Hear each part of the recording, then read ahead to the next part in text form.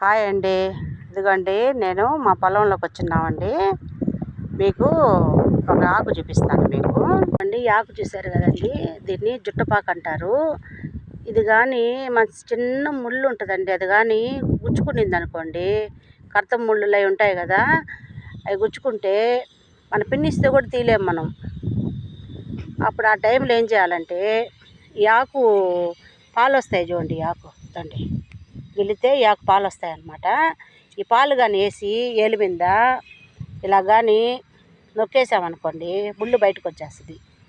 చూసారండి, అంత పవర్ ఉంటుంది దీనికి. ఇదండి పాలు చూడండి, గిల్లుతానే వచ్చేస్తాయి మనకి.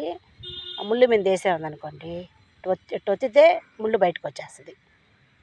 అదండి ఈ చెట్టు, జుట్టపాకు అంటారు దీన్ని.